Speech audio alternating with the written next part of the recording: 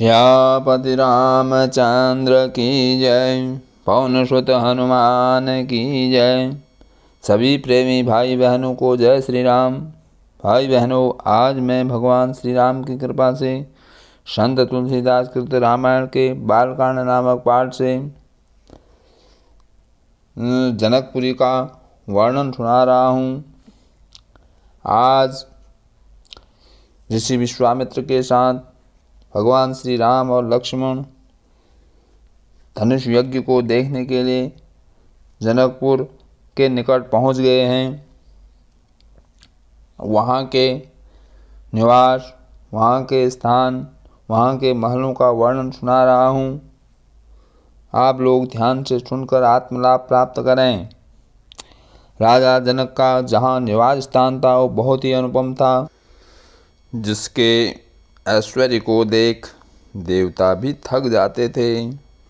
सफ़ेद महलों में सुंदर मणि सितारे जड़ित जरी के भांति भांति के पर्दे थे और सीता जी का निवास तो बहुत ही सुहावना था। उसकी शोभा कैसे कही जा सकती है। महलों के सब दरवाजे बहुत ही सुंदर थे। उनमें हीरों से जड़े हुए किवाड़ लगे थे। वहाँ नट, मगध और भाटों की भीड़ लगी हुई थी। बहुत बड़ी कुड़शालाएँ तथा गजशालाएँ बनी हुई थी, जिनमें सदैव घोड़े, हाथी, रथ रहते थे। बहुत से शूरवीर, मंत्री और सेनापति थे। इन सब के महल राजभवन के समान थे। नगर के बाहर तालाब और नदी के समीप जहाँ तहाँ अनेक राजा लोग उतरे हुए थे।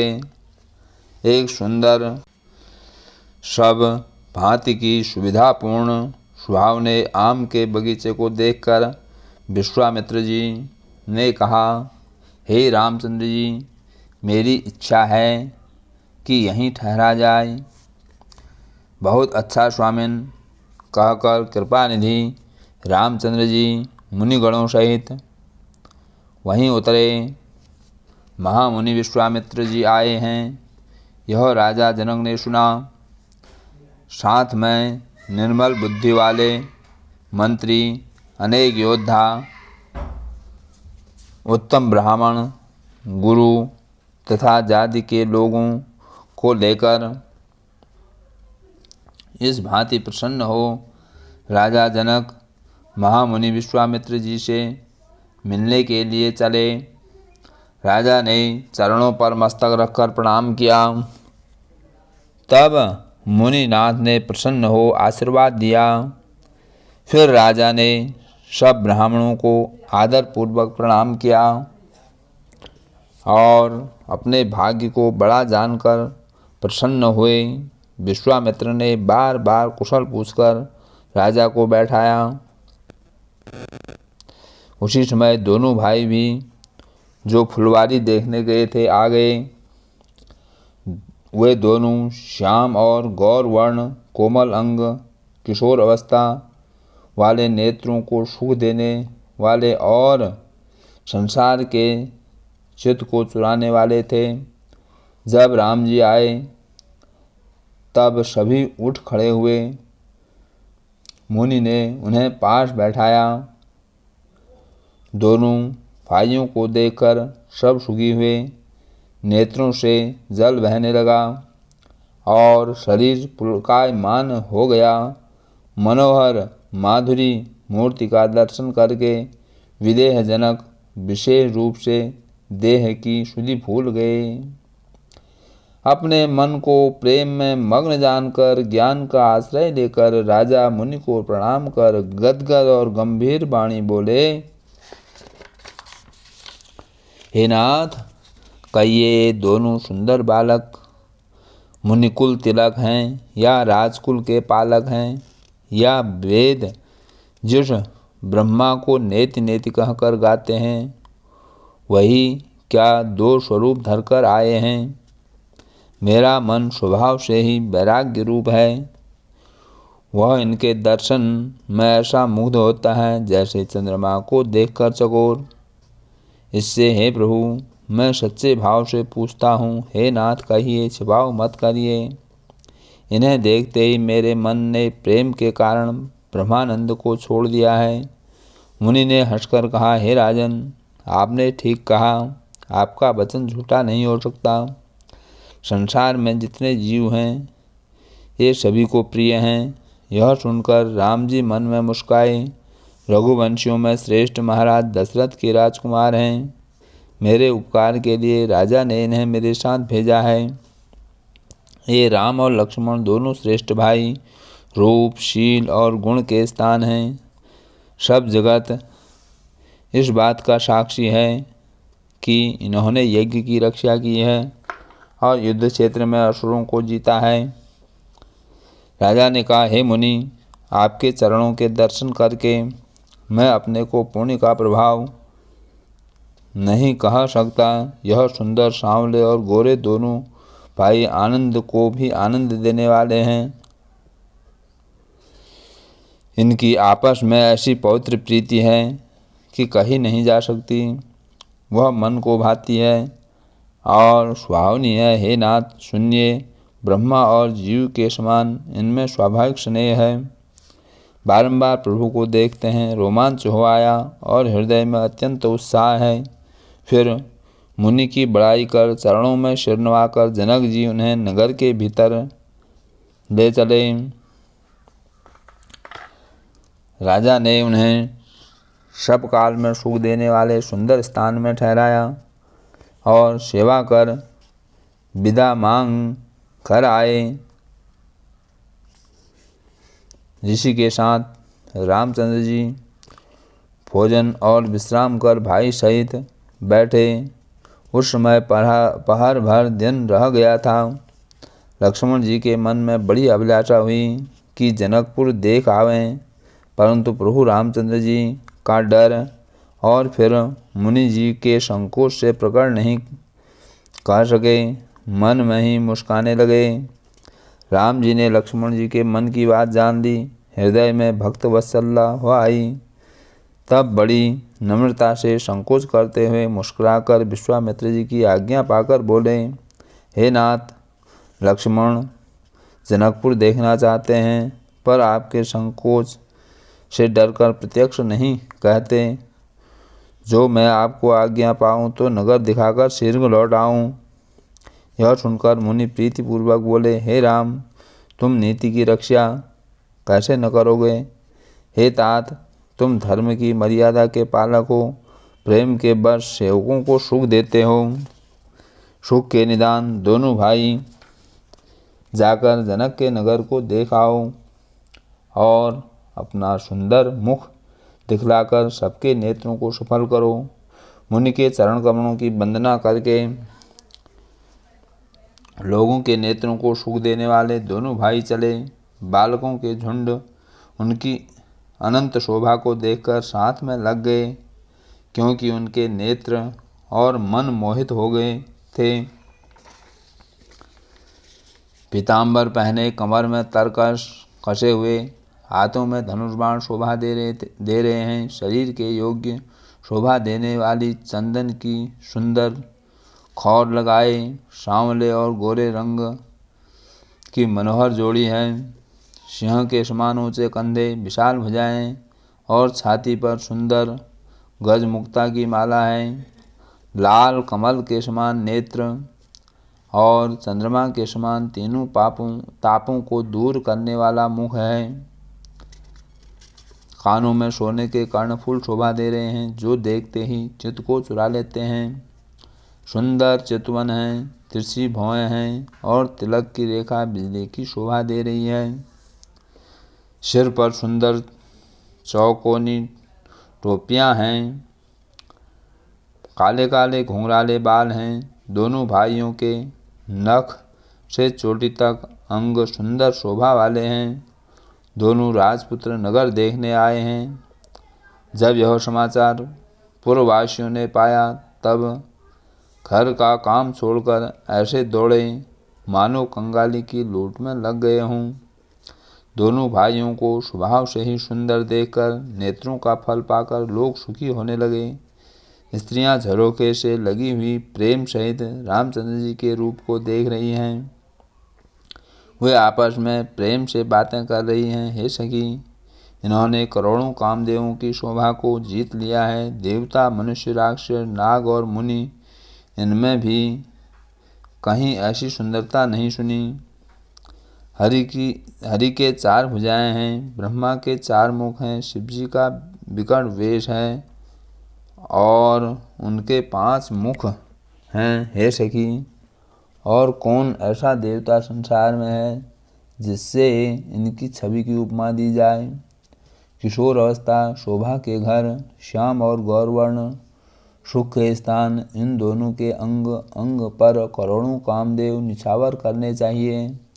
कहो सखी, ऐसा कौन देहधारी है जो इस रूप का दर्शन कर मोहित न हो जाए। कोई दूसरी सखी प्रेम से कोमल वाणी बोली, हे चतुर सखी, मैंने जो सुना है सो सुनो। ये दोनों महाराज दशरथ के पुत्र हैं, बाल राजहंसों की सी जोड़ी है। इन्होंने विश्वामित्र मुनि के यज्ञ की रक्षा की है और रणभूमि में राक्षसों को मारा है।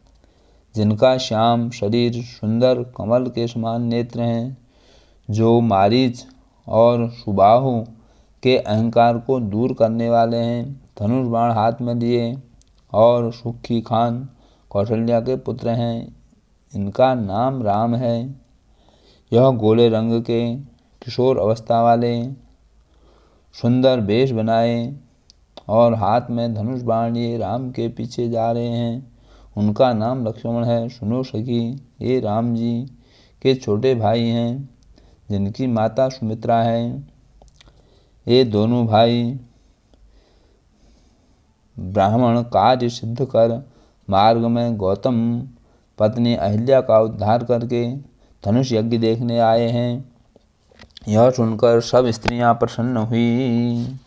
राम जी की छवि देखकर कोई एक सखी कहने लगी, जानकी जी के योगी यही वर हैं। हे सखी, जो इन्हें राजा देखे तो अपना प्राण छोड़कर हट से जानकी जी का विवाह इन्हीं के साथ करे। कोई कहने लगी, इन्हें राजा ने पहचान लिया है और मुनि समेत आदर से इनका सत्कार किया है, परंतु हे सखी, राजा अपनी प्रतिज्ञा नहीं छोड़ते। वह भाग्यवश हट से अविचार ही धारण किए हैं। कोई बोली, यदि विधाता अच्छा है और सुना जाता है कि वह उचित फल देता है तो सीता जी को यही वर मिलेगा। हे सखी, इसमें संदेह नहीं। जो भाग्यवश ऐसा सुयोग मिल जाए तो सब लोग कृतार्थ हो जाए। हे सखी, इसी से हमें बड़ी आतुरता है कि कभी ये इसी नाते से यहाँ आया करेंगे।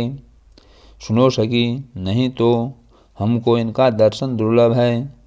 यह संयोग तभी होगा जब पूर्व जन्म के बहुत से पुण्य उदय होंगे। दूसरी ने कहा, हे सखी, तुमने ठीक कहा, यह विवाह सभी के लिए बहुत हितकारी है। कोई कहने लगी, शंकर जी का धनुष कठोर और ये सांवले राजकुमार कोमल और किशोर अवस्था के हैं। ए सयानी, यह सब बड़ी दुविधा की बात है। यह सुनकर दूसरी कोमल वाणी से कहने लगी, हे सखी, कोई इनके संबंध में ऐसा कहते हैं कि ये देखने में छोटे हैं, परंतु इनका प्रभाव बहुत बड़ा है।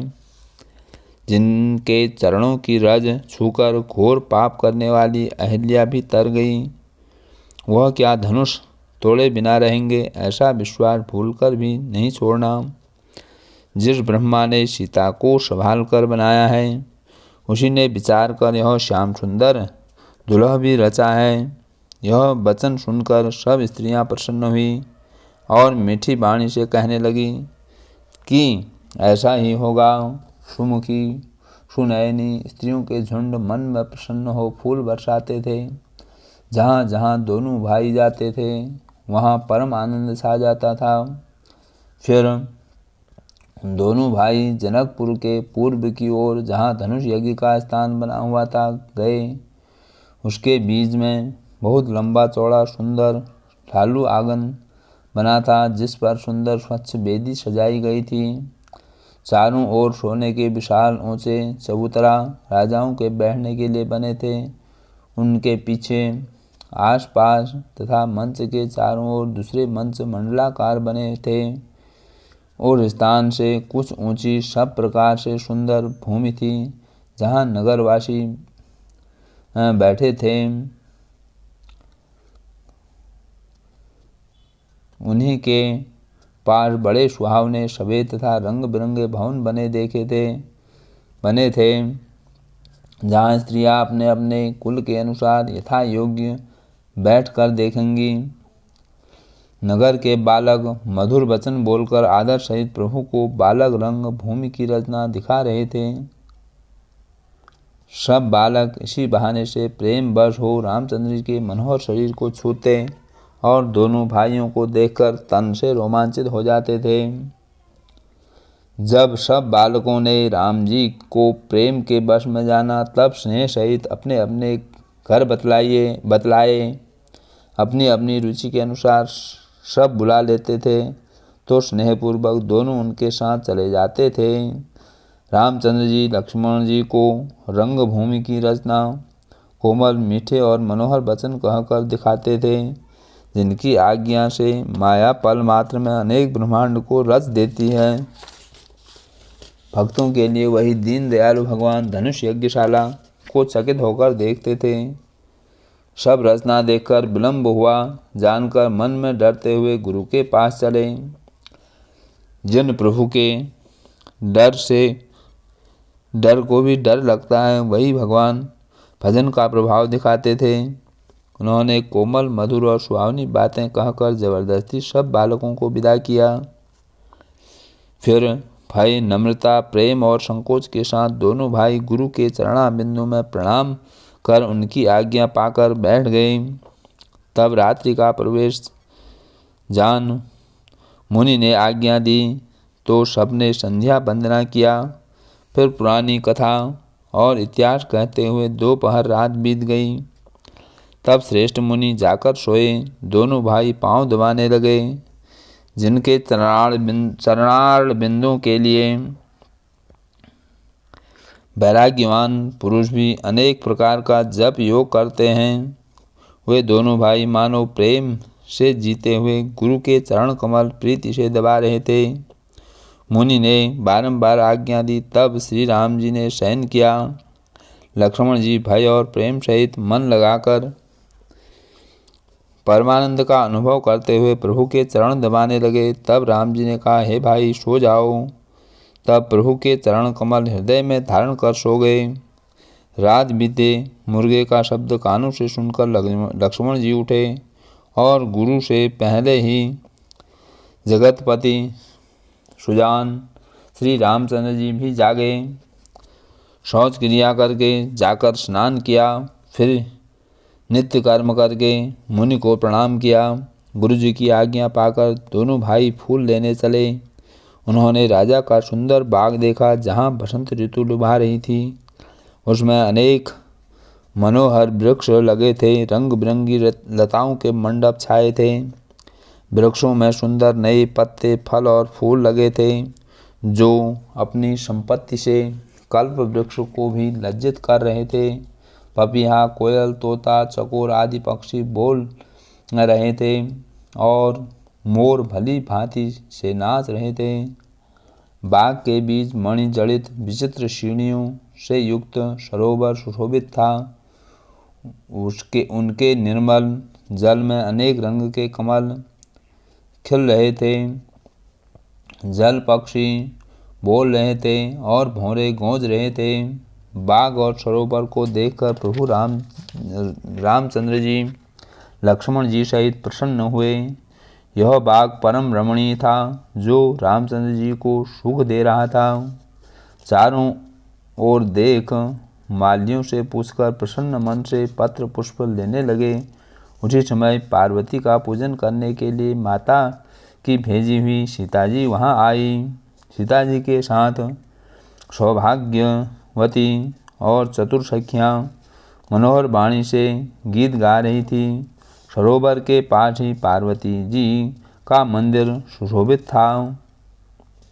शोभा कहीं नहीं जाती, देखकर मन मोहित हो जाता था।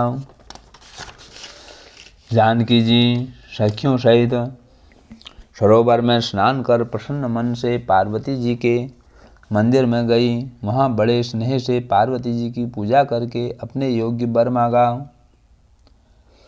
एक सहेली सीता जी का संग छोड़कर फुलवारी देखने चली गई। वह दोनों भाइयों को देखकर प्रेम मग्न होती हुई सीता जी के पास आई। उनकी दशा सखियों ने देखी कि शरीर पुलकित है, नेत्रों में जल भरा है। सब मधुर वाणी से पूछने लगी कि अपने आनंद का कारण बताओ। सखी ने कहा, 2 राजकुमार बाग देख आए हैं, किशोर अवस्था के हैं, सब प्रकार से सुंदर हैं, श्याम गौर वर्ण है। उनका बखान मैं कैसे करूं? वाणी के नयन नहीं और नयन बिना वाणी के हैं। यह सुनकर सीता जी के हृदय में उत्कंठा जानकर सब चतुर सखियाँ प्रसन्न हुई। एक सखी कहने लगी, हे सखी, ये वही राजकुमार हैं जिनको सुना है कि कल मुनि के संग आए हैं, जिन्होंने रूप की मोहनी डालकर जनकपुर के सब नर नारियों को अपने वश में कर लिया है। उनकी छवि का जहाँ तहाँ सब लोग वर्णन कर रहे हैं। उन्हें अवश्य देखिए, वे देखने योग्य हैं। उनके वचन सीता जी को बहुत अच्छे लगे, दर्शन के लिए बेचैन हुए। उसी सखी को आगे करके जानकी जी चली। पुरानी प्रीति को कोई नहीं जान सकता। नारद जी के वचनों को स्मरण करके सीता जी के हृदय में पवित्र प्रीति उत्पन्न हुई और चकित होकर चारों ओर ऐसे देखने लगी मानो डर कर इधर उधर देख रही हो। सीता जी के कंकण, करधनी और पायजेब की ध्वनि सुनकर रामचंद्र जी हृदय में विचार कर लक्ष्मण जी से बोले, ऐसा लगता है कि मानो कामदेव ने संसार जीतने को डंका बजाया है।